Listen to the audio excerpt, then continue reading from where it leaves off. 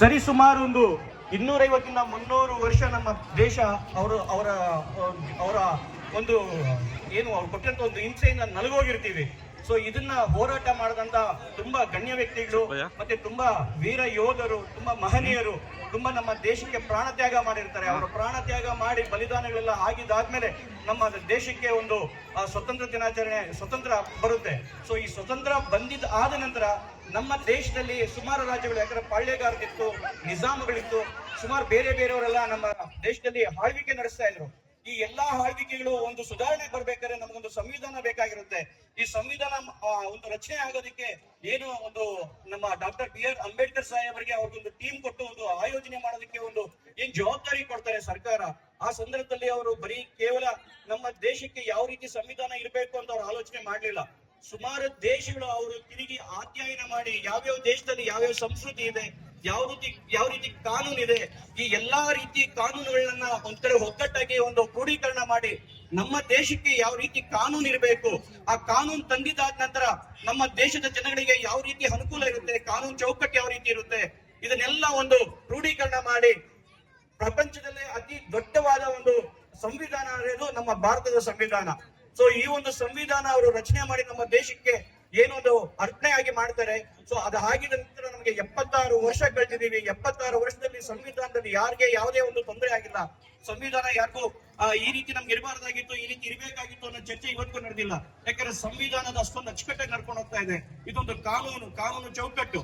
ಇವತ್ತೊಂದು ಸರ್ಕಾರಿ ಶಾಲೆ ಇರಬೇಕು, ಮತ್ತೆ ಸರ್ಕಾರಿ ಆಸ್ಪತ್ರೆ ಇರಬೇಕು, ಹಾಸ್ಪಿಟಲ್ ಇರಬೇಕು, ಇದೇ ರೀತಿ ಸರ್ಕಾರಿ ಇಲಾಖೆಗಳು ಇರಬೇಕು ಅಂದ್ರೆ ಇದಕ್ಕೆ ಪ್ರತಿಯೊಂದಕ್ಕೂ ಮೂಲ ಒಂದು ಅಡಿಪಾಯ ಅಂದ್ರೆ ಅದು ಸಂವಿಧಾನ ಅಂತ ಹೇಳಿದ್ರೆ ತಪ್ಪಾಗಲಾರದು. ಸೊ ಹಾಗಾಗಿ ಪ್ರತಿಯೊಂದು ಹಂತದಲ್ಲೂ ನಮಗೆ ಸಂವಿಧಾನ ಎಷ್ಟೊಂದು ಮುಖ್ಯ. ಯಾಕಂದ್ರೆ ನಮ್ಮ ದೇಶ ಏನಾದ್ರು ಅಭಿವೃದ್ಧಿ ಆಗ್ಬೇಕು ಅಂದ್ರೆ ಅದು ಮುಂದೆ ಬರಂತ ಒಂದು ಪೀಳಿಗೆ ಅಂದ್ರೆ ಒಂದು ಯುವ ಪೀಳಿಗೆ ಅಂತ ಏನಿದೆ, ಇದನ್ನ ಸಂವಿಧಾನ ಚೆನ್ನಾಗಿ ಅರ್ಥ ಮಾಡ್ಕೊಂಡು ನಮ್ಮ ಯುವ ಪೀಳಿಗೆ ಮುಂದೆ ಹೋಗ್ಬೇಕಾಗುತ್ತೆ. ಅದ್ರ ಜೊತೆಗೆ ಏನು ಬೇರೆ ನಾವು ಅಬ್ಸರ್ವ್ ಮಾಡ್ತೀವಿ, ಸುಮಾರು ಅಭಿವೃದ್ಧಿ ಆಗಿರೋ ದೇಶಗಳಿದೆ, ಅಭಿವೃದ್ಧಿ ಪಡ್ತಾ ಇರೋ ದೇಶಗಳಿದೆ, ಅಭಿವೃದ್ಧಿ ಹೊಂದಿದೆ ದೇಶಗಳಿದೆ. ಸೊ ಅಭಿವೃದ್ಧಿ ಆಗಿರೋ ದೇಶಗಳಲ್ಲಿ ನಾವು ಒಂದು ಲಿಟ್ರಸಿ ಅಂದ್ರೆ ಎಜುಕೇಶನ್ ಸಿಸ್ಟಮ್ ನ ನೋಡೋದಂದ್ರೆ 100ಕ್ಕೆ 100ರಷ್ಟು ಎಜುಕೇಶನ್ ಸಿಸ್ಟಮ್ ಸುಧಾರಣೆ ಆಗಿರುತ್ತೆ.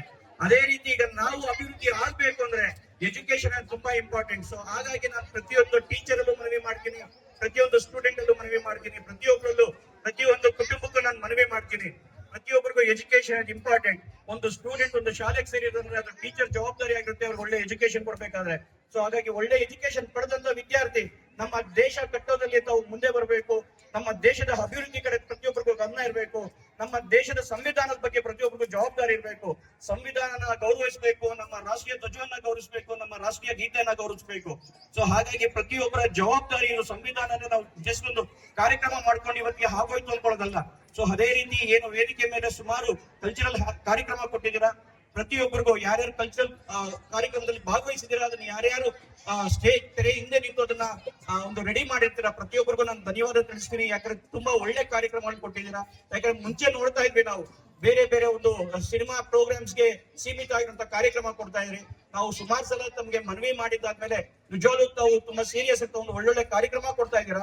ಅದ್ರ ಜೊತೆಗೆ ನನ್ಗೆ ಇನ್ನೊಂದು ಮನವಿ ಇದೆ, ನೆಕ್ಸ್ಟ್ ಟೈಮ್ ತಾವು ಕಾರ್ಯಕ್ರಮಗಳನ್ನ ಕೊಡಬೇಕಾದ್ರೆ ತಮ್ಮ ಎಜುಕೇಶನ್ ಸಿಸ್ಟಮ್ಗೆ ಸಂಬಂಧಪಟ್ಟಿರಂಗೆ ಯಾವ್ದಾದ್ರು ಡ್ರಾಮಾ ಮುಖಾಂತರನೋ ಯಾವ್ದಾದ್ರು ಒಂದು, ಯಾಕಂದ್ರೆ ಬೇರೆ ಮಕ್ಳಿಗೂ ಅರ್ಥ ಆಗ್ಬೇಕು ನಮ್ದು ಯಾವ ರೀತಿ ಎಜುಕೇಶನ್ ಸಿಸ್ಟಮ್ ಇದೆ ಅಂತ ಹೇಳ್ಬಿಟ್ಟು.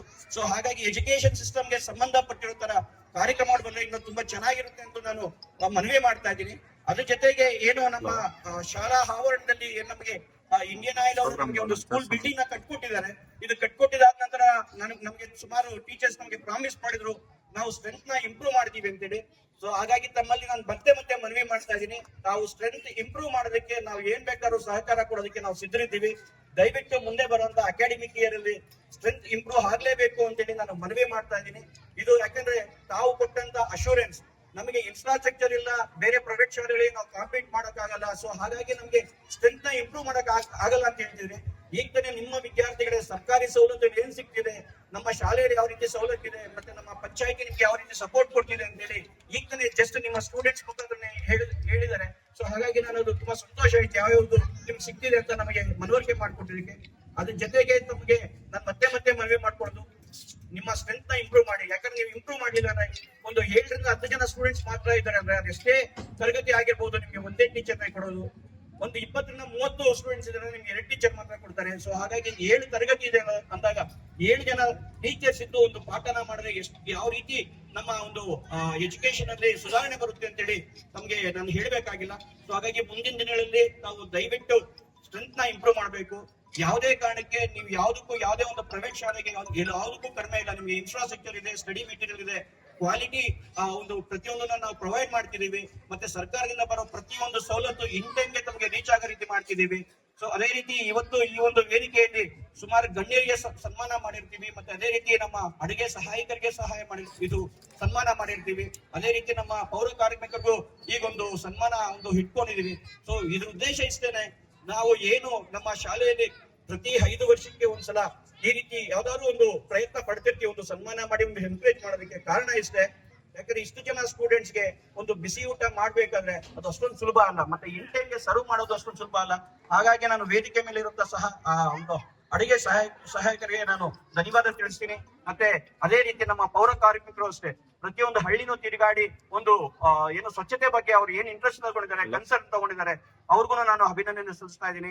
ಅದೇ ರೀತಿ ನಮ್ಮ ಹಿರಿಯರು ಇವತ್ತು ಏನು ಈ ವೇದಿಕೆಗೆ ಬಂದು ಒಂದು ಸನ್ಮಾನ ಸ್ವೀಕಾರ ಮಾಡಿದ್ದೀರಾ, ತುಂಬಾ ಖುಷಿ ಆಯ್ತು. ಇದೇ ರೀತಿ ಮುಂದಿನ ದಿನಗಳಲ್ಲಿ ಬೇರೆ ಬೇರೆ ಪ್ರಯತ್ನ ಪಡ್ತಾ ಇರ್ತೀವಿ. ಹಾಗಾಗಿ ತಮ್ಮ ಒಂದು ಕೋಆರ್ಡಿನೇಷನ್ ನಮ್ಮ ಜೊತೆ, ನಿಮ್ಮ ಕೋಆರ್ಡಿನೇಷನ್ ಆಗ್ಬಹುದು,